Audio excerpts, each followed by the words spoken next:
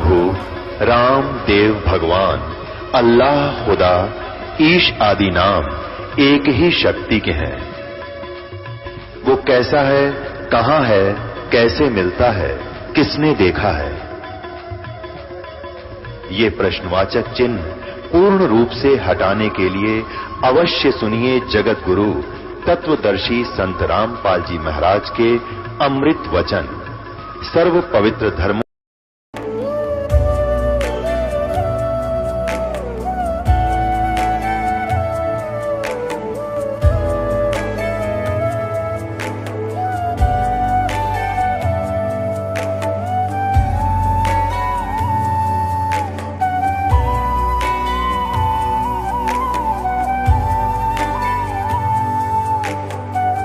गीता में अर्जुन को स्वयं भगवान कह रहे हैं कि उस परमेश्वर की शरण में जा, उसके लिए उन संतों के पास जा जो तत्वदर्शी हो। इसी प्रकार हजरत मोहम्मद को उनका अल्लाह कह रहा है कि कोई और पूर्ण परमात्मा है। उसको पाने के लिए उन तत्वदर्शी संत की तलाश कर। वो प्रभु कौन है, ये जानने के लिए कृपया अवश्य सुनिए जगत गुरु तत्वदर्शी संत रामपाल जी महाराज के अमृत वचन। भगवान की खोज किस लिए करते हैं? जिन्होंने शरीर तक गाड़ दिया, हजारों वर्ष बैठे रहे, अपने टुकड़े टुकड़े शरीर करवा दिए परमात्मा के लिए। परमात्मा कहते हैं जाके ऊपर ऐसी बीती, कैसा है वो देश, वो कैसा वो भगवान जिसके लिए हम ट्राई कर रहे थे और वो खोजे से नहीं मिला और स्वयं आकर मिला, उसको हमने पहचान नहीं करी। तो ये हमारी अज्ञानता थी, आध्यात्मिक अज्ञानता। अब दास चाहता कि आपको उस आध्यात्मिक अज्ञानता का नाश करूं, भगवान को पहचान लोगे आप जल्दी। तो अब क्या किया, सब भंडारा करवा दिया, उसके थोड़ा बहुत जितनी चाहिए थी 20-30% वो छोड़ दी संपत्ति। परमात्मा चले गए और कहा इसका भजन कर बेटा।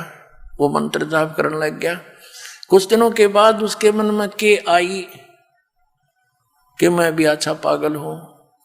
गुरुजी कौन से देखे थे कितना दान करूं, मैं थोड़ा बहुत करके कह दूं जी सारा ही कर दिया मनता है, या गलती कर दी, अच्छा घने घोड़े खरीदूं हो, कई शादी कराऊं हो, इस तरह की बकवास उसके मन में आ गई।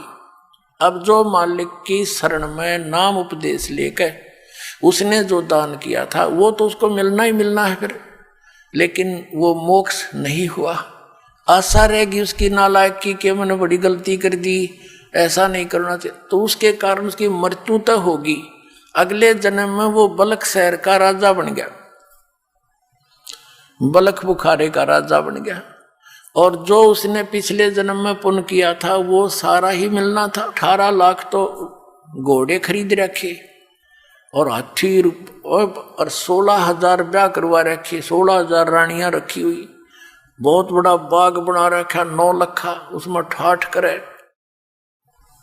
लेकिन पुण्यात्माओं जैसे दास ने आज स्टार्ट किया था सत्संग कि जो पुण्यकर्मी प्राणी पिछले मनुष्य जीवन से ही आगे मनुष्य जीवन प्राप्त किए हुए हैं, उनमें भगवान की भक्ति की कसक जाती नहीं।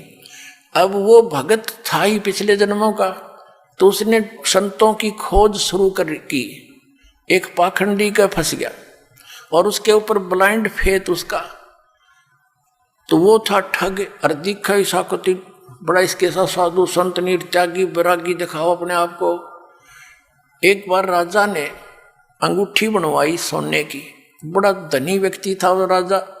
सोने की अंगूठी 50,000 में तैयार हुई उस समय, आज तो मेरे ख्याल में 5 करोड़ की हुआ है। हीरे पन्ने छोटे छोटे ऐसे लगा के सोने की अंगूठी और अच्छी बड़ी छाप सी थी। अब राजा उस अपने गुरु के पास जाता था, 10-5 असरफी दान कर देता था। अब उसने देखा उस ठग ने कि राजा की अंगूठी बहुत बहुमूल्य है, या तो ठगनी चाहिए। उसने अपने चेले से कहा कि राजा की अंगूठी कहाँ बनी है ये पता करे। उसने बात में पता कर लिया, क्योंकि नगर में 2-4 सुनार होते हैं जो राजा से संबंधित होते हैं।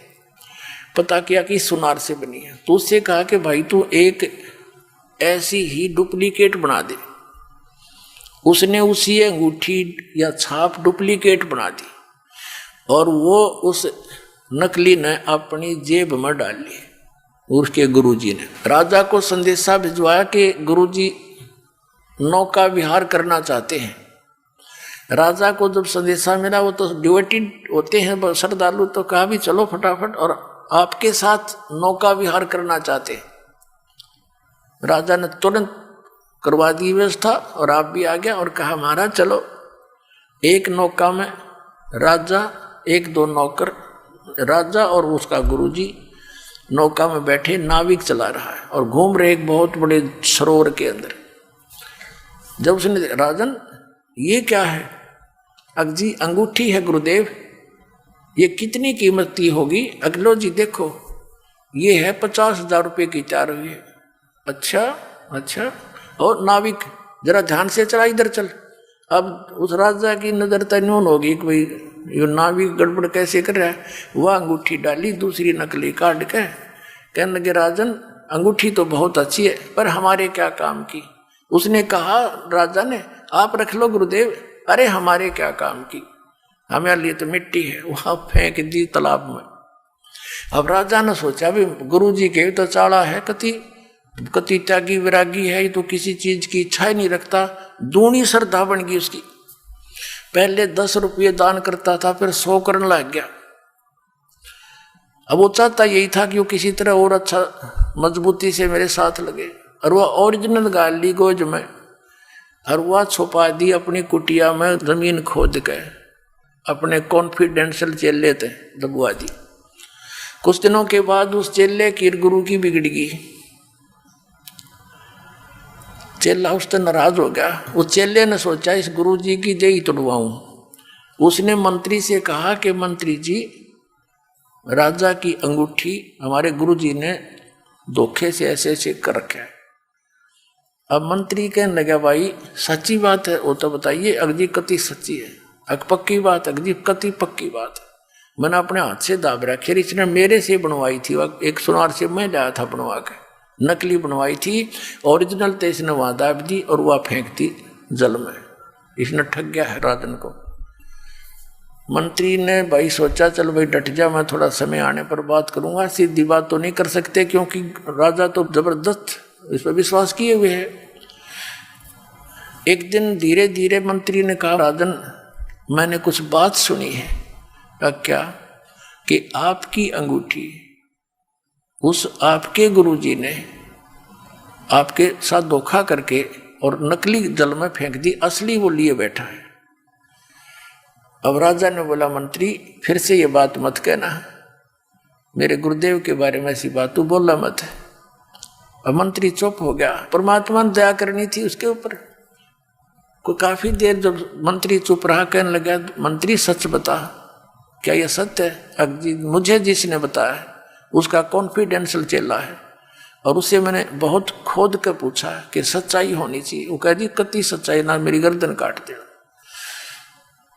तो राजा इतना विश्वास करता था कि मंत्री अगर वहां बात कच्ची पागी तो मैं तेरी गर्दन काटूंगा, तो फिर तसल्ली कर ले। उसने फिर तसल्ली की, कॉन्फर्म होगी। तब वो चेला बुलाया, चेले से पूछा कि किस सुनार से बनवाई? तो सुनार बुलवाया राजा ने। मंत्री ने भी उस सुनार से पूछ लिया था। जब राजा को विश्वास हो गया फिर भी नहीं हुआ, भाई देखो मैं तो जब मानूंगा अंगूठी मेरे पास हाथ में होगी। वो अल्लाह बोला जी चलो मैं बता दूंगा। राजा, मंत्री, 2-4 सैनिक, 10 बॉडीगार्ड गए और जाते चेलन काट के वह खोद के दे दी। और गुरु बैठा बैठा देखे वह अंगूठी ये आपकी। तब राजा ने देखा उसकी तरफ, करड़ा करड़ा पैरा मार के गिर गया। वो ठग, माफ कर दो आप तो बख्शनार हो, मेरे से गलती होगी। उसका 2 मारी लात, अग निकल जाए दुष्ट यहां से तू। उस दिन के बाद देखो पुण्यात्मा दास क्या बताना चाहता है कि जो ये पुण्यात्माएं नकली संता कर फंसी पड़ी हैं और उन पर पूर्ण विश्वास करे बैठी हैं परम धनी जान के। ठीक है, श्रद्धालु का तो ये स्वभाव होता ही होता है। अब ये ठग दुरुपयोग करते हैं इस टाइप के। तो उस राजा को नास्तिक बना दिया उन्होंने।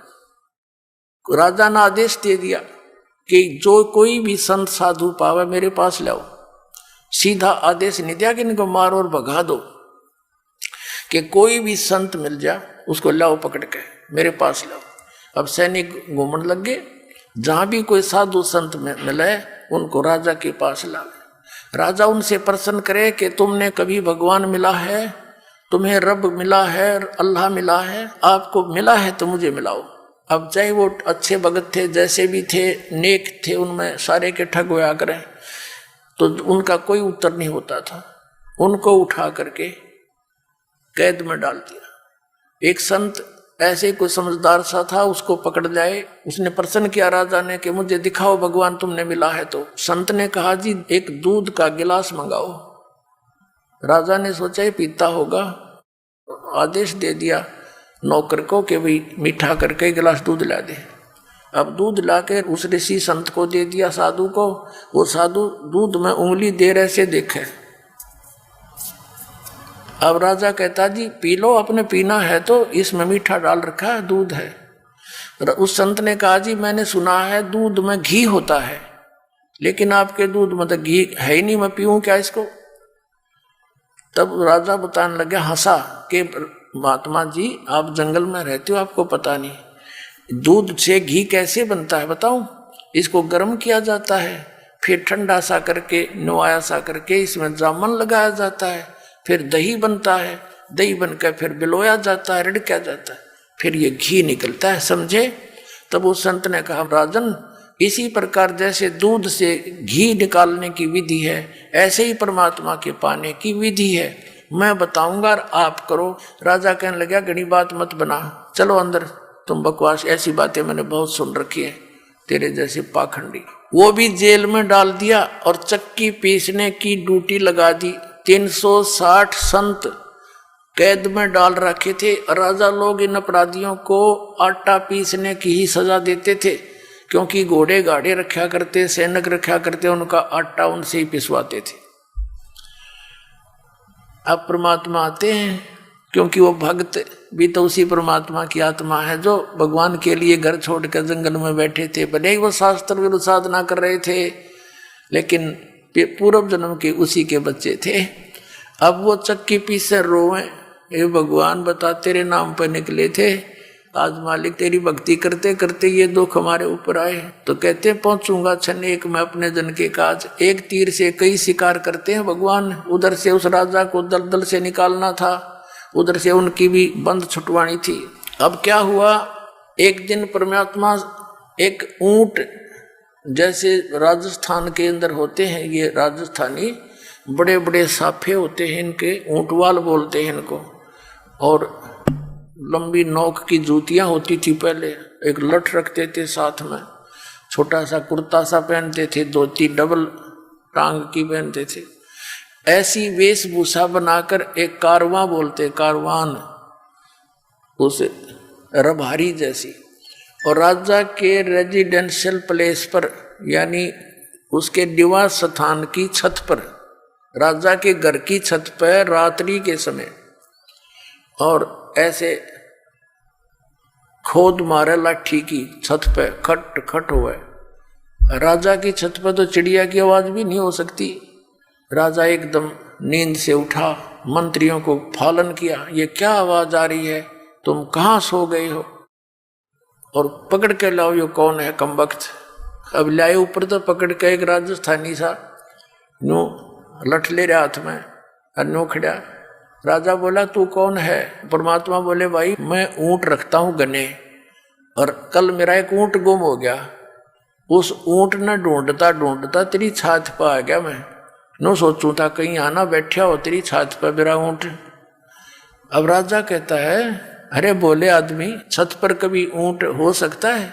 यानी क्वाइट इम्पॉसिबल, तू कहाँ ढूंढ रहा है? तब परमात्मा ने कहा जिस प्रकार छत पर ऊंट नहीं हो सकता, नहीं मिल सकता, इसी प्रकार तू इन संतों को दुखी करके अब्राहिम भगवान नहीं पा सकता, क्वाइट इम्पॉसिबल। अन्यों का अंतर ध्यान हो गए, अदृश्य हो गए। वहां से राजा को चक्कर आ गया, क्योंकि सामने से आदमी एकदम उदल हो जा तो कलेजा हिल जाए इंसान का। और वहां पहुंचे कहां पर, जहां वो चक्की पीस रहे थे। परमात्मा ने जाके कहा उन जेलर से कि भाई मेरी भी सजा कर दी तुम्हारे राजा ने, वो भी साधु सा रूप बना लिया मालिक ने वहां जाके। कहने लगे अच्छा भाई तेरी सजा कर दी, कहाँ तू बड़ा ईमानदार आप पाया गया। अकोर भाई क्या करूं क्या करूं, और मैं नहीं कहीं और फिर पकड़ के लाएंगे मुझे। तो उस जेलर ने वो भी अंदर कर दिया कि चल पकड़ चक्की पीस। अब परमात्मा बोले भाई बात सुन सैनिकों पुलिस वालों, एक काम करेंगे हम सभी उनसे कह दिया कैदियों से, कैदियों भाई डट जाओ बंद कर दो चक्की को। एक काम करेंगे चाहे तो आटा पिसवा लो और चाहे इसमें ये दाने डलवा लो, एक काम तुम करो एक काम करेंगे। अब उस सैनिका ने सोचा अच्छा ये तो क्रांतिकारी है भाई, इसने सारे ये भी चंगरा दिए। तो उन्होंने सोची कि लाइन की फड़क काट देंगे, पहले 4 घंटे पिसवाते थे तो ईब इनको 12 घंटे पिसवाएंगे और हम कनक डालेंगे ये पीसेंगे। कहने लगे तुम चक्की पीसो और हम कनक डालेंगे। परमात्मा बोले ठीक है पोजीशन पकड़ो। अब वो सारे पुलिस वाले खड़े हो गए, क्यों पुलिस वाला एक का जना 10 चक्की हम डाल दे, इतने वो लगे रहे काफी देर तक। तो परमात्मा बोले भाई तुम खड़े हो जाओ साधु भक्तों और आंखें बंद करो।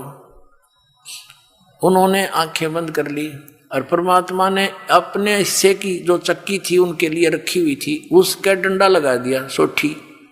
वो 360 चक्की अपने आप घूमने लगी, नो खखाट उठ गया।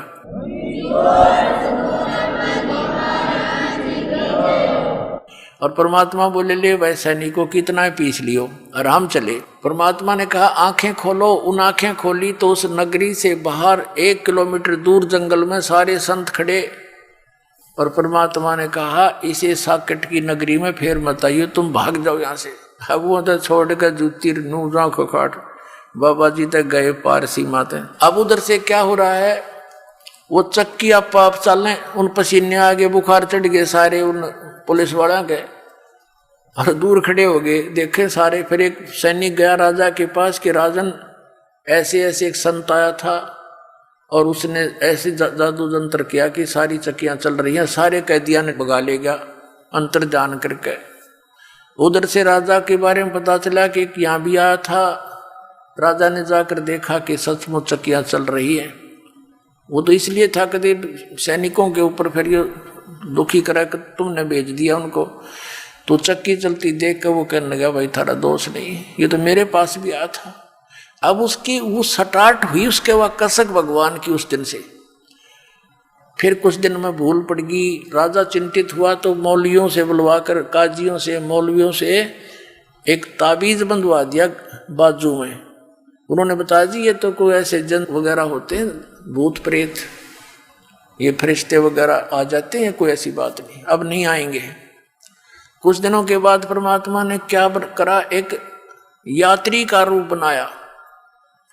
शाम के समय एक छोटी सी पोटली राह चलते रखा करते, बैग जैसे छोटा सा, उसमें अपने रास्ते के कपड़े आदि होते थे। ऐसा लेकर के एक पोटली सी सिर पे, और शाम के समय राजा बैठा था अपने महल के सामने घर में। एक तो होता है उनका दरबार ऑफिस, वो अलग होता है, एक अपने घर में बैठा था। और वो परमात्मा पहुंच गए वहां सामने राजा के पास। राजा से जाकर कहने लगे अरे भाई धर्मशाला वाले, ए सराय वाले, एक कमरा किराए पर दे दे भाई, और उसका किराया बता दे, मैंने एक रात काटनी है। राजा उसके मुंह की तरफ देखे, उन्हें सोचा भोला बाला यात्री ग्रामीण है, इसका धोखा लग गया। वो कहने लगा भाई आप कौन हो? उसने कहा परमात्मा ने मैं यात्री हूँ, मैंने अपने जाना है सफर पे, देर होगी, मैंने रुकना है रात ने, तू किराया बता दे, कोठड़ी मैंने दे दे। तो राजा बोला तेने पता ये क्या स्थान है? अब क्या है भाई बता दे। कि ये मेरा महल है, मैं राजा हूं यहाँ का, ये सराय नहीं है। परमात्मा ने पूछा तेरे से पहले इसमें कौन था भाई? कि मेरे पिताजी थे। उससे पहले कौन था? कि मेरे दादे परदादे मेरे पूर्वज थे। तो वहां वो कहाँ गए? कि वो तो अल्लाह खुदा को प्यारे हुए। तो आप कितने दिन रहोगे इसमें? जब अपना नंबर आवा ना मृत्यु का, जब होश हवास उठ जाते आदमी के, कहाँ जाना तो मुझे भी पड़ेगा। फिर न महल समझा मूर्ख तू, ये सरा नहीं तो क्या तू महल समझता है? ये तेरे बाप दादा पड़ पीढ़ी ये भी बसे सरा में गिद्दी, ऐसे ही तू चल जाई, इसलिए मनैया महल सरा बताई। न्यू कहकर अंतर ध्यान हो गए। राजा को चक्कर आके गिर गया। अब फिर और मौलवी बुला दिया, उसने दूसरी बाजू का तबीज बांध दिया। कब नहीं आओगा, भूत प्रेत था कोई। इन्होंने जरा यो प्रेत ना हटता, ये तो हमने निकाल कर छोड़ देगा यहाँ से काल के जाल से।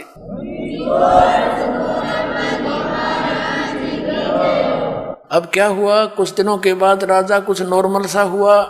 ये राजा क्या करता था, एक 9 लखा बाग होता है जिसमें 9 लाख प्रकार के पौधे लगाए जाते हैं, मतलब उसमें अच्छा बढ़िया वातावरण बनाने के लिए वहाँ राजा टहलता था और दोपहर के समय 2-3 घंटे वहाँ विश्राम करता था। उस बाग के अंदर राजा की जो बेड था, बिस्तर था, उसको संवारने का, आसपास चारों तरफ फूल फाल सजाने की ड्यूटी बांदियों की लगाई जाती थी, नौकरानियों की।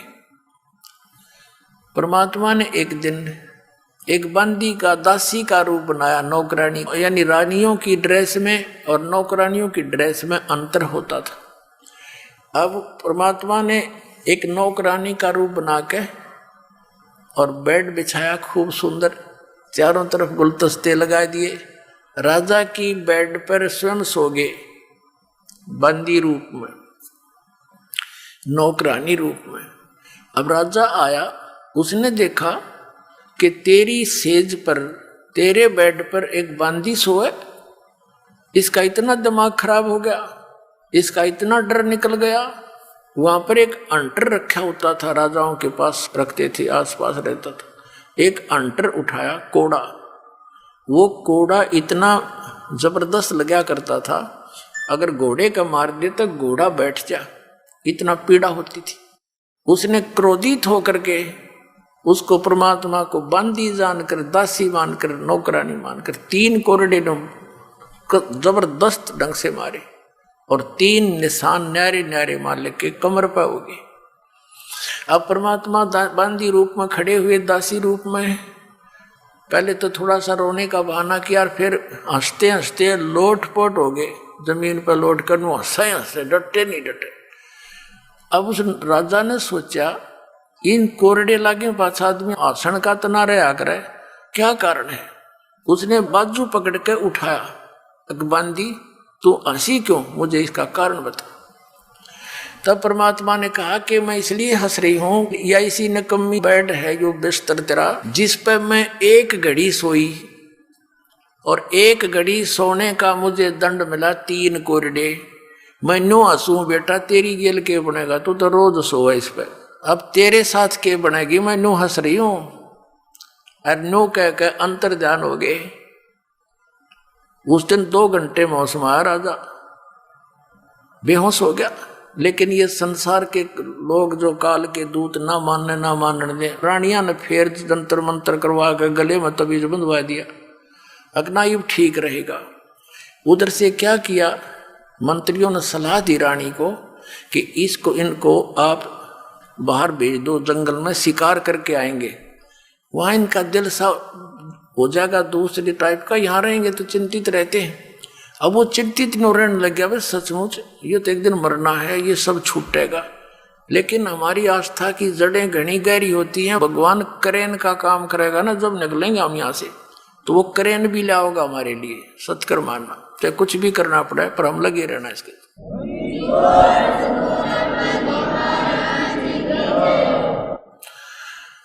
अब क्या किया, वो 1 हफ्ते का प्रोग्राम बना के जंगल में चले गए, सैनिक भी मंत्री भी, जाकर लगा दिया पड़ाव। तो सुबह उठ के सब चल पड़े शिकार के लिए। 12 बज गए, कोई शिकार यानी पशु उनको मारने के लिए नहीं मिला।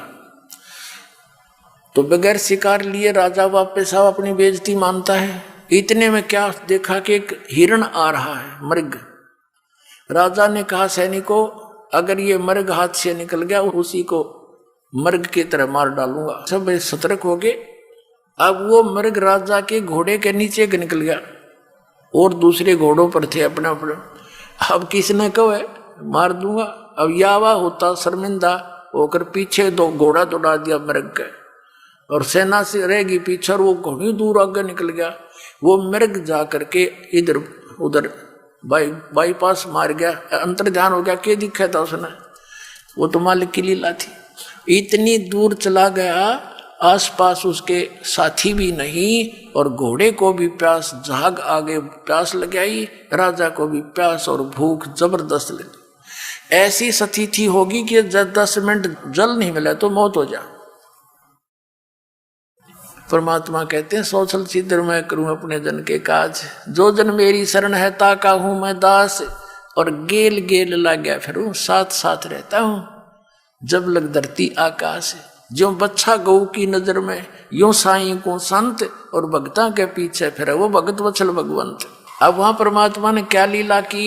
एक सुंदर बाग बनाया, बगीची, और एक बहुत सुंदर छोटा सा तालाब निर्मल जल का, और एक झोपड़ी, और आप बैठ के जिंदा महात्मा। मुसलमानों में जिंदा महात्मा ज्यादा होते हैं, उनको फक्कड़ फकीर बताया करें। जिंदा महात्मा का रूप बना के झोंपड़ी का आगे बैठ गए, और 3 कुत्ते बहुत सुंदर, उनको बेलों से बांध रखा जो कुत्ते बांधने की होती, और एक बेल खाली रखी हुई थी कुत्ते बांधने की एक्स्ट्रा। अब राजा ने देखा, वाह या अल्लाह, क्यों तो बाद मरने को आता है, जब कहता या अल्लाह मेरी जान बचाओ भगवान, मर गया आज तक आप ही रख सको। अब परमात्मा जो रक्षक है उसका तो हमने पता ही नहीं, वो हमारा रक्षक, तीनों लोकों में प्रवेश करके सबका धारण पोषण करता है, तो वो सुनता है पल पल की। वहां वो बगीचे सब साजबाज 1 सेकंड में कर दिया। अब राजा थोड़ी देर दूर आ गया, देखा सचमुच बहुत बड़ा सरोवर है और थोड़ा सा तालाब है, बाग बगीचे अच्छी मेवा फल फ्रूट लगे हुए हैं। घोड़े को पानी पिलाया, घोड़ा बांध दिया वृक्ष के, स्वयं पानी पिया, कुछ खाया पिया, फिर देखा महात्मा जी बैठे हैं, महात्मा के पास आए। अब आदमी का जब संकट टल जाता है इसने फिर बकवाद बाती है, वो ही शुरुआत हो जाती है। जाके कहने लगा, बाबा जी इन 3 कुत्तों का क्या करेगा तू? ये 2 मुझे दे दे। तब परमात्मा बोले संत रूप में, कहने लगे भाई बात सुन, ये VIP डॉग हैं, ये ऐसे देने के नहीं है। वो कहने लगा VIP कैसे? कि ये है ना बलख शहर का जो राजा है वर्तमान में, ये उसका पिता है, ये इसका दादा, और ये इसका तीसरा दादा। इन निकम्मों को मैं बार बार समझाया करता, भाई परमात्मा बच लो, ये राजपाट सदा नहीं रहेगा। पर इन एक नहीं सुनी, आज ये कुत्ते बन गए, और उनके लिए हलवा बना रखा पालक ने, और इतनी दूरी पर रख रखा, उनके जो पहुंच से बांध रखे थे, यानी 6 इंच दूरी पे। वो खूब कोशिश कर ऐसे खाने की, यूं खाने की। देख अब इनको हलवा चाहिए, और बेल थी ना खाली, वो हमारी उनका कमर पर एक अगला मैं खिलाऊंगा तुम ना हलवे काजू किशमिश के। वो चिल्लावे ट्या ट्या करे, और वो सुने सारी कहानी। और फिर परमात्मा बोले, या खाली बेल है ना भाई, या बताओ किस लिए ले रखी है? अब जो वर्तमान में राजा है ना वो मरेगा, और वो कुत्ता बनेगा, उसने इस तरह बांध दूंगा अराड़े इस कीट के साथ ही। उसका तो पसीने आ गए। अब चरणों में गिर गया उस संत के, हे भगवान या बिरान मट्टी होगी, अज्ञा तेरा गए भाई, कौन है तू? कि मैं जी वो बलख बुखारी का राजा हूं। तो परमात्मा ने कहा, ये तेरे बाप दादा थे भाई, इनने भी तेरे की तरह बड़ी बदपहल कमाई, अब तू तकत बैठ कर भूली, तेरा मन चढ़ने को सूली। नालायक जो काम करने का था उतने शुरुआत भी नहीं की। इतना कहकर अंतर्ध्यान हो गए। राजा बेहोश हो गया, चेत हो गया। नरमात्मा बहुत होती है भगत की। काफी देर के बाद वो होश में आया, क्या देखता है, ना वो कोई संत है, ना कोई कुत्ता है, ना बाग, ना बगीचा, ऐसे पड़ा कॉलर में। और घोड़ा देखा, घोड़े के पैर पानी में भीगे हुए हैं, पानी पी रखा, अपना तृप्ति। अब वो समझ नहीं सका, और ये पता लग गया तो बहुत बुरी बनेगी भाई। उसी समय इतने मायूस हो गया, आके सैनिकों से बोला नहीं, और ऐसे संकेत किया कि उठाओ सब सामान को, चलो मेरे साथ। और सैनिक तो ट्रेंड होते हैं, 10 मिनट में बांध देगा अपने बैगर हो लिए गिल घोड़े ले गए। वापस आ गए। रानियों ने पूछा मंत्रियों से क्या हो गया? अगजी पता नहीं, ऐसे ऐसे मृग के पीछे पीछे गए थे और पता नहीं वहाँ क्या हुआ इनको, और वापस आए तो किसी से नहीं बोलते। एक कमरे में जाकर बैठ के रानी चली गई, मंत्री चले गए। मुख्य रानियाँ होती हैं वो तो राजा साथ घुली मिली होती हैं, सब कुछ बोल देती हैं। कहने लगे जी आप तो औरतों से भी गए गुजरे, औरतें कहा करती हैं मुझे ये दिख गया, वहाँ खड़ी थी एक बाबा दिखा, वहाँ खड़ी थी एक भूत दिखा, आप तो उनसे भी गए गुजरे होगे, हिम्मत करो, आप तो क्षत्रिय हो। ये है उसमें लगी पंप मारने, उसका तो कलेजा में जख्म हो गया। अब वो सोचा ही न क्यों कर समझाऊं बता। इतने में एक कुत्ता आ गया, उस कुत्ते के सिर में कीड़े पड़े हुए थे, जख्म था, उसमें जीव चल रहे थे। वो आकर कहने लगा अब्राहिम अब्राहिम देख ले, मैं उस नगर का राजा था, मैंने जितने भी शिकार खेल लिया और जुल्म किए, ये देख अपने कर्म का भोग भोग रहा हूं। अब जान बचाई जा तो बचा ले भाई, यूं कह करो भाग्य खेदे ही। अब राजा कहने लगा देख लिया तुमने, तुम्हारे सामने, अब तो आगे पीछे हो तो चलो तुम ना मानो थे, और कहा निकल जाओ इस कमरे से बाहर। सबको बाहर कर दिया, कुंडी ला ली।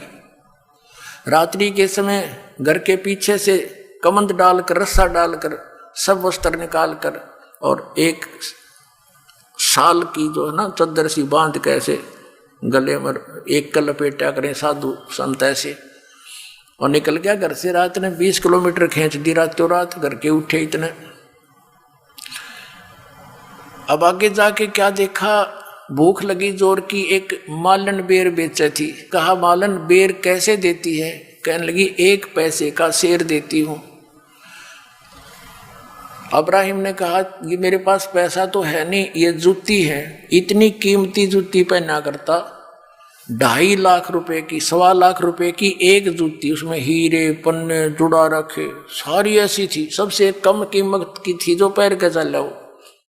अब भूख का पुण्यात्मा, ये सोना काम नहीं करे, भूख लगी, कहने लगा ये दोनों जूती दे दूंगा तेरे को, मुझे 1 शेर बेर दे दे, और ये 2.5 लाख रुपए की है। मालन ऊपर ले मन तेनों कहने लगी मैंने तो 1 पैसा चाहिए, क्योंकि कैसे दे दे, और दोनों उठा के अपने सारे दर ली। 1 शेर बेर जब तोलने लगी 1 किलो, 1 बेर जमीन पर गिर गया तोलते तोलते। मालन तेनों कह मेरा, अब्राहिम कह मेरा, तुले पाछे गिरा है, वनु के ना मेरे हाथ से गिरा है। उस बेर पे गुत्तम गुत्ता परमात्मा ने अपने रूप में आकर उसका 1 दिरा कान पे है, ने बोला 2.5 लाख की जूती और 1 पैसे का बेर है, देखा तम सुल्तान तने के छोड़ दिया मेर, ये ममता क्या छोड़ा तू, राज ने गिर ले लिए फिर है नालायक, जा वापस अपने घर ने कर ले राज तू। अरे मुश्किल तो नरक से निकाला।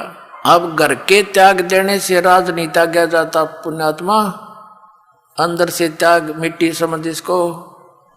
और फिर चरणों में गिर गया, हे भगवान बड़ी दया करी आपने, मैं तो कति यहाँ तक दब चुका था दाता, आपने तो रस्सा बांध कर निकाला हूँ। बेटा मुझे मालूम था तेरी दुश्मन थी माया, जिसने तो अपनी प्यारी समझ रहा था। अब मैं तेरे साथ हूँ ना, जिस चीज की आवश्यकता पड़े मुझे बताइए, हाजिर खड़ा पाओगा। अब क्या हुआ, शाम के समय उसने फिर भूख लगी ना, सुबह के समय रात तो कट गई, तो सुबह याद किया भगवान भूख लगी। आकाश से एक थाली आई, कपड़ा उसके ऊपर डला हुआ, थाल पोस, उसने उठाकर देखा, उसके सामने आके रुक गई। उसमें क्या देखा, काजू किस्मत सेब संतरों के भरी, और साथ में हलवा खीर पूरी कचौड़ी और रोटी, सारी आइटम उसमें। वापस न्यू का न्यू ढक दिया कपड़ा और मुंह फेर कर बैठ गया, कहना भगवान ये तो आपने छुटवाए थे, ये फिर भेज दिए, दास को सूखी रोटी दे दो। परमात्मा ने आकाशवाणी करी, बेटा तू सफल हुआ, अब तेरी आत्मा हट गई इस गंदे दलदल से, अब तू लकड़ी तोड़ और जंगल से बेच और अपना गुजारा कर और भक्ति कर बेटा, नाम बिना बात नहीं बढ़ेगी। अब उसको नाम दिया सतनाम, पहला मंत्र दिया फिर सतनाम दिया, फिर कहा बेटा तुझे सारनाम दूंगा, सारनाम जब दूंगा तू योग्य हो जाएगा और परमात्मा ने बताया कि मेरा वहां आश्रम है, तू वहां आ जाना। तो वहां एक रहते थे साधु रूप में परमात्मा।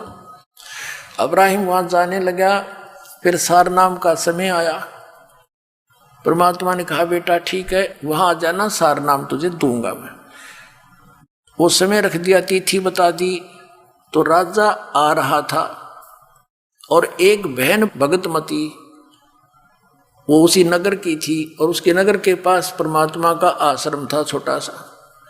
वो राजा जो भगत बन गया था वो नीचे से जा रहा था गली से। वो लड़की ऊपर से कोई कूड़ा करकट उठाकर और नीचे डाल दिया उसने। डालने के बाद देखा तो एक व्यक्ति पे गिर गया, और लड़की झांक के देखा। फिर बाद में वो रोले मचाने लग गया, तूने ये क्या कर दिया, कौन है तू बदतमीज। तब उसने देखा झांक के को हो तो किसी आदमी पर गिर गया, और आंखें लाल करके कहता है काश मैं आज राजा होता, तेरे टुकड़े टुकड़े कर देता, तूने मेरा सारा हुलिया बिगाड़ दिया। वो कहने लगी भाई साहब गलती होगी, मैंने देखा को नहीं, माफ कर दो, मैं आज राजा होता तुझे बता देता। तो वो लड़की ने सोची भाई यू क्या मतलब है, राजा क्यों कहता है। अब वो लड़की भी आश्रम में आना था, उधर से उसने भी गुरुजी से मिलने जाना था। वहां वो सारे इकट्ठे हुए। जब उसने देखा तो वो आदमी है जो रास्ते में इसके ऊपर गलती से कूड़ा गिर गया था। तो परमात्मा से पूछा गुरुदेव ये भगत है, ये कभी राजा था। कहा बेटी ये बहुत बड़ा राजा था, इब्राहिम सुल्तान अदम नाम है इसका, बल्ख बुखारे का राजा है। अच्छा ये था वो। कहा परमात्मा ने पूछा क्या बात थी। कि महाराज जैसे ऐसे ये आया ना, जब मेरे से गलती से कूड़ा गिर गया, मैंने ध्यान नहीं करा, मैं तो यहाँ आने की चिंता में थी। इसके ऊपर जब कूड़ा डला तो इसने बहुत बुरा बोला, तो मेरे ते बहुत गालियां दी और कहा यदि आज मैं राजा होता तेरे टुकड़े टुकड़े कर देता। कहा अच्छा बेटा कोई बात नहीं, ये राजा था बेटी, इसमें कोई शक नहीं, बहुत बड़ा राजा था। अब कुछ देर के बाद उसने प्रार्थना की कि गुरुदेव आपके दास को सारनाम की दया करो, यदि योग्य हो गया हो। तो परमात्मा बोले बेटा अभी तो तू राजा है, जब दास बने ना जब आइए, 1 वर्ष का समय दे दिया। अब वो कहना जी मैं तो आपका दास हूँ, ये मालिक अब कहाँ राजा, मैं तो आपका दास हूँ। कहना बेटा ये तो ऊपर ले मन तो बोल रहा है, तू अंदर से राजा है। अब उसको न्यू नहीं डिक्लेयर किया, यू किस कारण से कहा अगजा 1 वर्ष के बाद आना। अब गुरुजी का आज्ञा सिरोधारिये, उठ कर चल पड़ा जैसे आपकी आज्ञा हो। 1 वर्ष के बाद निर्धारित समय और निर्धारित दिन के इस समय तक आना है तेने वहां उस दिन। और परमात्मा ने कहा बेटा अब कई रास्ता तो वहीं तेरे घर के पास से आओगा, इसके ऊपर भैंसों का गायों का गोबर और मूत थोड़ा सा पानी मिलाकर बाल्टी तैयार रखिए, और जब यूं तेरे घर से नीचे का इसको ऊपर चोटी में गिरिए इसके। वो लड़की तो सुबेरे बना के सारा सामान तैयार होगी, और नो देखा कद सिया होगा, उसने आना ही था क्योंकि निर्धारित समय दे रखा। वो नीचे से आ रहा था, उस लड़की ने जचा के ऊपर तो तरडा ला दिया और सारा उड़िया बिगाड़ दिया उसका। और फिर ने बोली भाई साहब गलती होगी मेरे ते, माफ करियो। नो बोला बहन कोई बात ना, माटी पर माटी ये तो पड़ी है, कोई बात ना, धो लूंगा नहा लूंगा, कोई बात नहीं।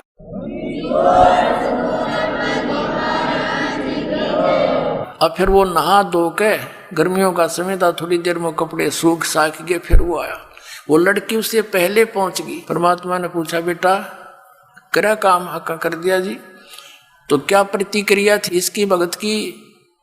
वो लड़की बोली जी आज नो बोल आयु कि कोई ना बहन ये तो माटी पे माटी पड़ी है, धो लूंगा साफ हो जाएगी, कोई बात नहीं। कहा बेटा आज यू योग्य हो गया सार नाम के, आज दूंगा इसने। फिर वो आया, चरणों में प्रणाम किया कि गुरुदेव आपका दास योग्य हो गया हो तो दया करियो दाता। ने बोला बेटा आज तू राजा नहीं है, आज तू दास है, और दास है तो मेरा खास है। बोला जी ना राजा नहीं था मैं। ना बेटा उस दिन तू राजा था, इस लड़की ने तेरे ऊपर वो कूड़ा डाला था, क्या बोला तू उस दिन। हाँ जी उस दिन तो मैं कति ढेढ़ था, राजा तो होता कि मैं कर दे, मैं कुछ करण का भी ना था, फिर बकवाद करूं था। ये परमात्मा आपकी दया से आज दास के अंदर दासापन आ गया, तो परमात्मा कहते हैं दासा तन नेड़े नहीं नाम धरावे दास, और पानी के पिए बिना भाई कैसे बुझ जा प्यास। तो पुण्यात्माओं, यही प्रोसेस जो सतनाम और सारनाम का शुरुआत से ही है, और आज यो नाम आपको सहज में मिलने जा रहा है, और आपको इस ज्ञान रूपी क्रेन से यहाँ से निकाल कर सतलोक भेजा जाएगा। बोलो सतगुरुदेव की जय हो। परम पिता परमात्मा पूर्ण ब्रह्म सर्व सृष्टि रचनहार कुल मालिक कबीर परमेश्वर जी की असीम कृपा से आप सर्व पुण्यात्मा सत्संग सुनने के लिए यहाँ पहुँचे। परमात्मा की असीम रजा जिस पुण्यात्मा पर होती है, वही परमात्मा के पाने के लिए प्रयत्नशील होता है। ये उसका दुर्भाग्य है कि उसको संत नहीं मिलते, लेकिन आत्मा परमात्मा के लिए रह नहीं सकती, क्योंकि ये उस सुख को छोड़कर यहाँ आ चुकी है जहाँ कभी कोई टेंशन नहीं होती थी, वहाँ जन्म मृत्यु नहीं होता था,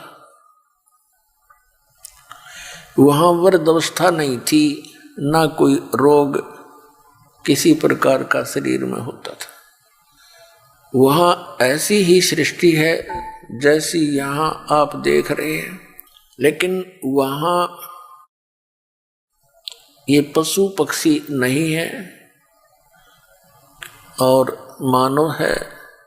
बाग बगीचे खूब बहुत सुंदर हैं, सदाबहार वृक्ष हैं। अपुण्यात्माओं,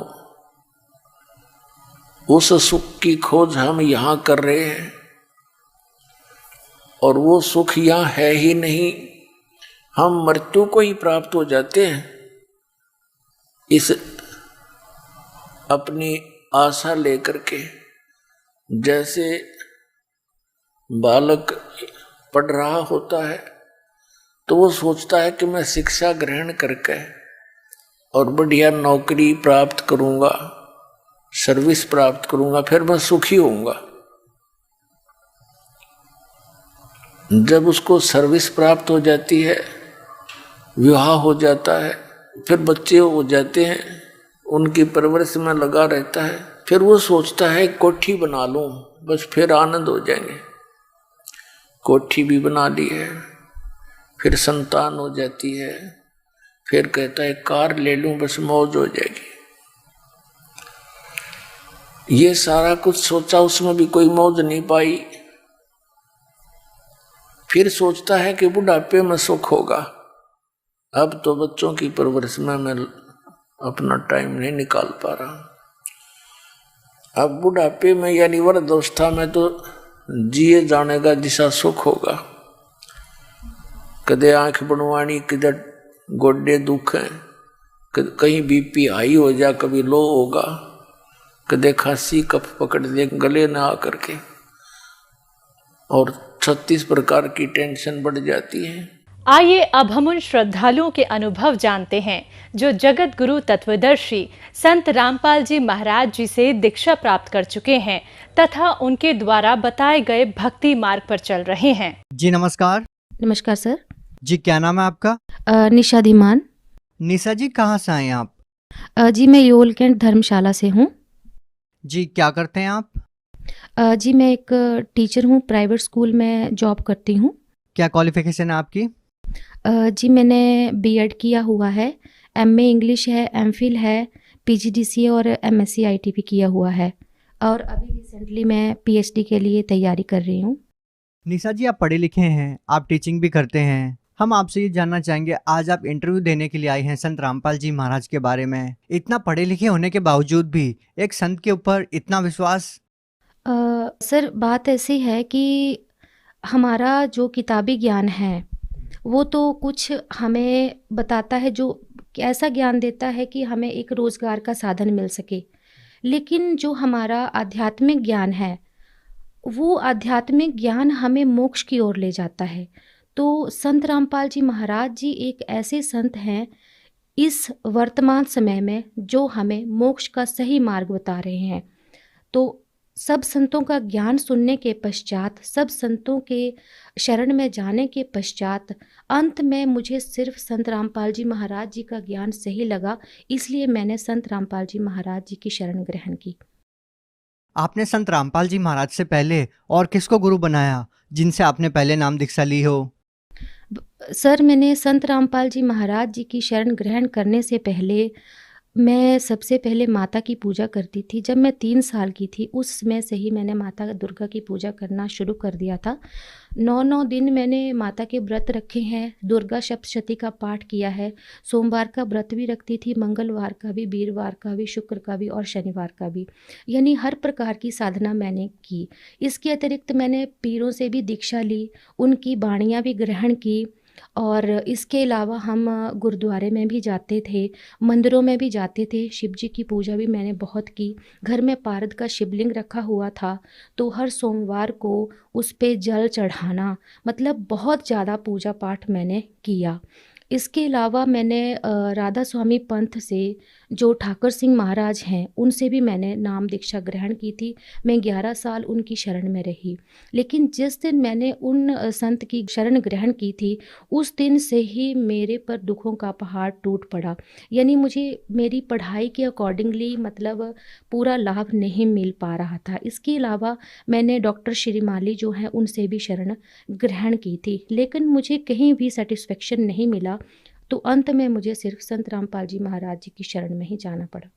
निशा जी, जैसे कि आपने बताया कि पहले आप देवी दुर्गा की भी भक्ति करते थे और आपने बताया कि पहले आप राधा स्वामी पंथ में भी रहे हैं और अब आपने संत रामपाल जी महाराज से नाम दीक्षा ली है। हम आपसे ये जानना चाहेंगे कि क्या कारण रहा कि आपने राधा स्वामी पंथ छोड़कर संत रामपाल जी महाराज से नाम दीक्षा ली? सर, ऐसा है कि इतनी भक्ति करने के बावजूद भी जब मेरी शादी होगी तो उसके बाद जो है मेरी हालत ख़राब होने लगी। ऐसा हुआ कि मुझे जो है वो दर्द रहने लगी। मैंने जब डॉक्टर को दिखाया, मेरा बड़ा बेबी तब 3 महीने का था, तो डॉक्टर बोलने लगे कि आपके जो है वो ब्लैडर में स्टोन है और ये निकलवाना ही पड़ेगा। मुझे राधा स्वामी पंथ में जो संत ठाकुर सिंह महाराज हैं, दुर्गा माता पर बहुत ज़्यादा विश्वास था कि मेरा कष्ट ये काट देंगे और मुझे किसी ऐसी सिचुएशन से नहीं गुजरना पड़ेगा। लेकिन ऐसा कुछ नहीं हुआ, मुझे काफ़ी कष्ट सहना पड़ा। जब बेबी मेरा बड़े वाला बेटा 3 मंथ का था, उस टाइम मेरा ऑपरेशन हुआ। हालांकि उससे 3 महीने पहले मेरा सिजेरियन हुआ था। 3 महीने के बाद मेरा गॉल ब्लैडर जो है वो रिमूव कर दिया गया। उसके ठीक 1 साल बाद मेरी किडनी में स्टोन था, तो डॉक्टर ने बोला कि आपका किडनी जो है वो ख़राब हो चुका है और मैं स्टाम्प पेपर पे लिख के देता हूँ कि दुनिया की कोई भी ताकत जो है वो आपकी किडनी को ठीक नहीं कर सकती है। लेकिन मैंने बोला ठीक है, अब जो भी होगा वो देखा जाएगा। तो डॉक्टर ने जो है वो डीजे स्टंटिंग करी, स्टंट डाला मेरे किडनी में, क्योंकि दोनों किडनी में स्टोन था। जैसे तैसे करके उन्होंने रिमूव किया। फिर भी वो थक्का जैसा वो किडनी में जमा ही रहा। चलो वो भी हो गया, जैसे तैसे टाइम निकाल लिया। उसके 2 साल बाद फिर से मुझे जो है वो दर्द पड़ी। मैंने फिर से चेकअप करवाया। डॉक्टर बोलते कि सेम कंडीशन, हमें समझ नहीं आ रहा ये काला का सा जो ब्लैक जैसा थक्का जमा हुआ है ये क्या है। तो फिर ब्लड, मेरे को यूरिन में बहुत ज़्यादा ब्लड आता था और बैठना मुश्किल हो जाता था, तो ब्लड क्लॉट्स आते थे। फिर बहुत ज़्यादा क्रिटिकल कंडीशन थी, यानी मेरी हालत इतनी ख़राब हो गई थी, मैं धीरे धीरे जो है वो डिप्रेशन की ओर जो थी वो बढ़ रही थी। और इसके अलावा जो था वो मुझे सांस की भी प्रॉब्लम रहने लगी।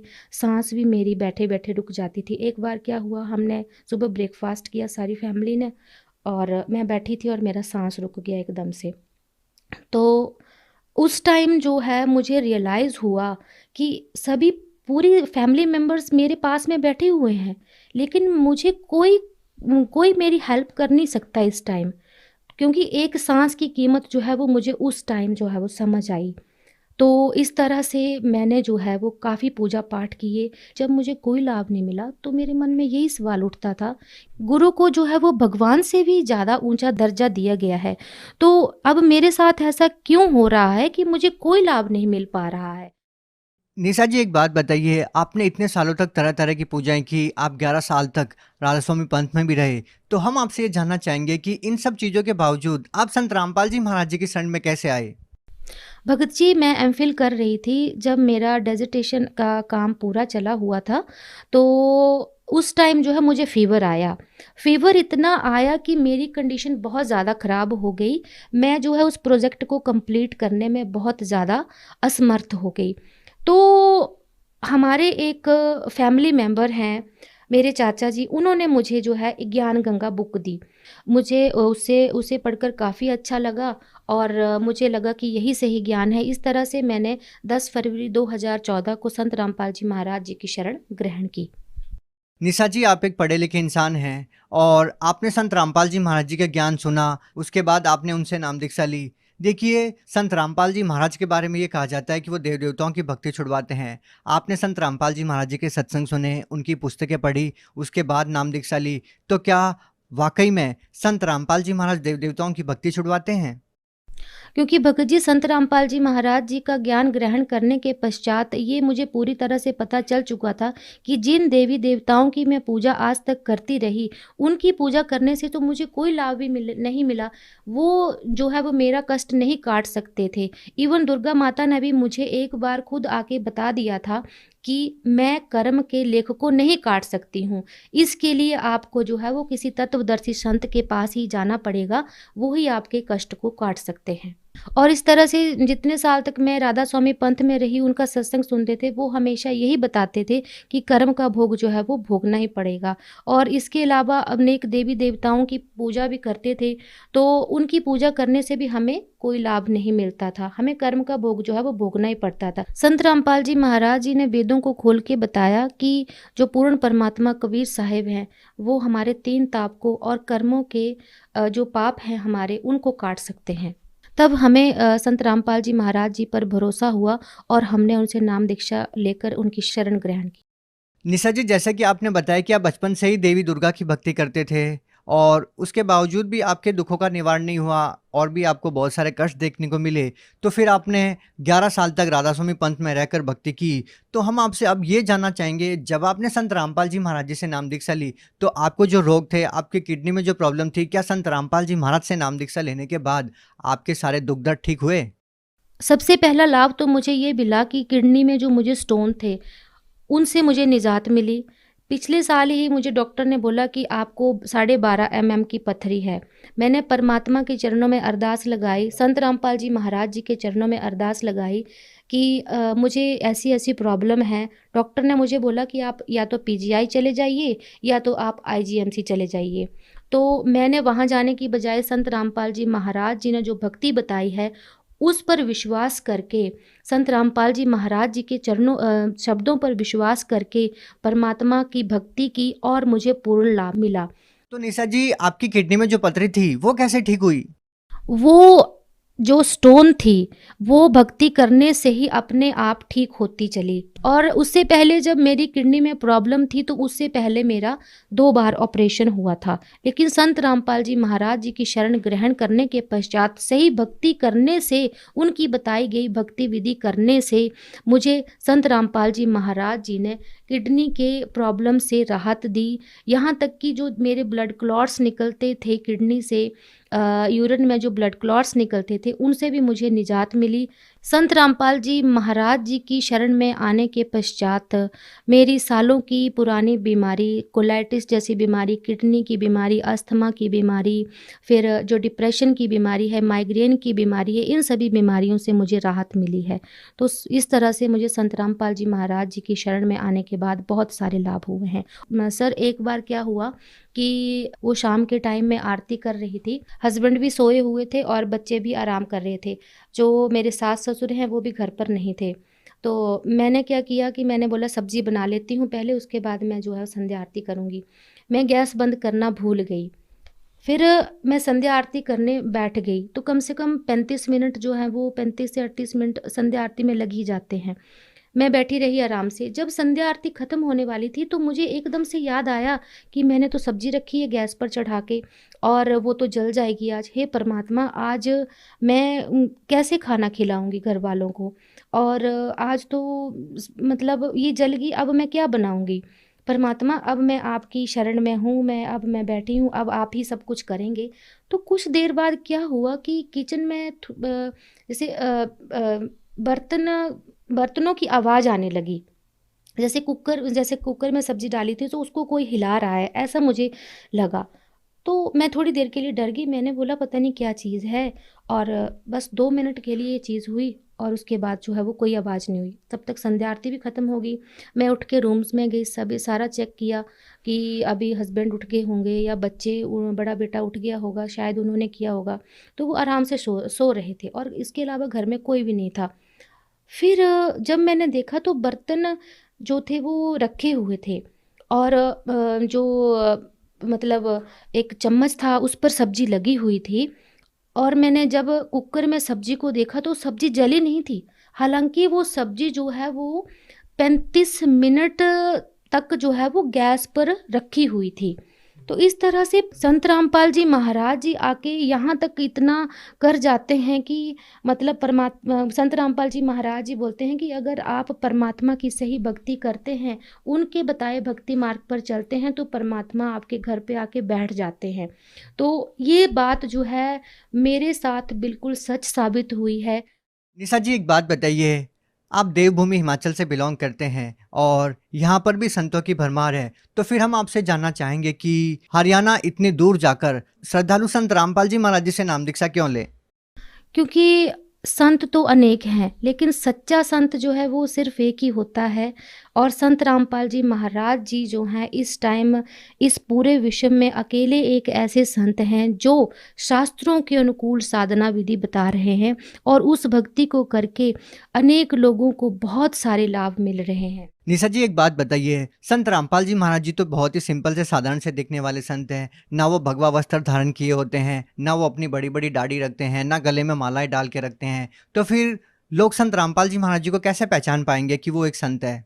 सर, मेरा मानना है कि संत की पहचान उसके कपड़ों से, उसके पहनावे से नहीं होती है कि उसने लाल पीले कपड़े, बड़ी बड़ी जटाएं, दाढ़ी, माथे पे तिलक लगा लगा रखा हो, मालाएं डाल रखी हों। लेकिन अब हमारे संत रामपाल जी महाराज जी जो हैं दिखने में साधारण है, लेकिन उनके पास ही वो पूर्ण ज्ञान है जो विश्व में किसी भी संत के पास नहीं है। क्योंकि संत रामपाल जी महाराज जी जो हैं वो शास्त्रों को खोल खोल के बता रहे हैं, शास्त्र विधि बता रहे हैं, शास्त्र अनुकूल साधना बता रहे हैं और हम सबको इतने सारे लाभ दे रहे हैं।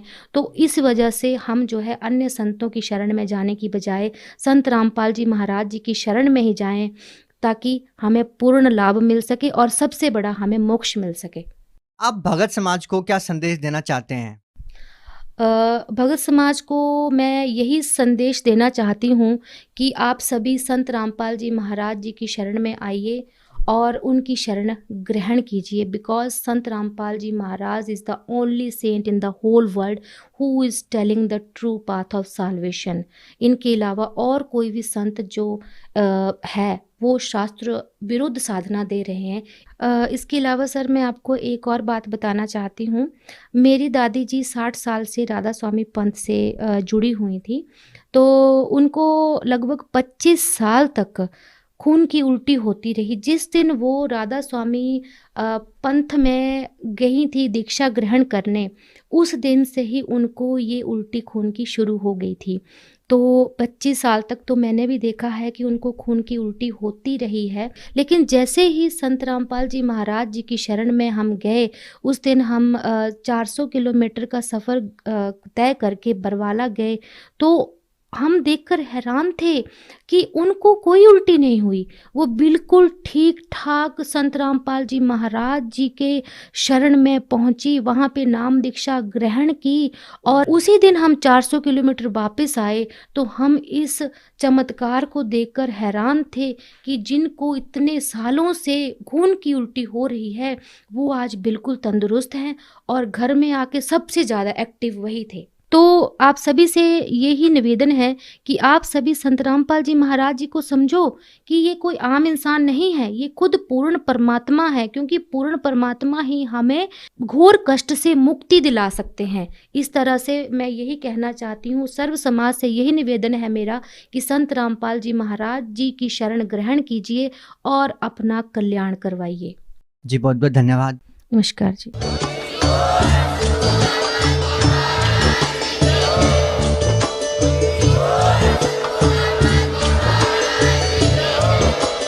आप सुन रहे थे जगत गुरु तत्वदर्शी संत रामपाल जी महाराज जी के मंगल प्रवचन। अधिक जानकारी के लिए विजिट कीजिए हमारी वेबसाइट www.jagatgururampalji.org। संत रामपाल जी महाराज जी के शुभ आशीर्वाद से पूरे विश्व भर में 500 से भी ज्यादा नाम दीक्षा केंद्र हैं, जिन पर संत रामपाल जी महाराज जी द्वारा ऑनलाइन निशुल्क नाम दीक्षा दी जा रही है। अपने नजदीकी नाम दीक्षा केंद्र का पता करने के लिए संपर्क करें 8222880541।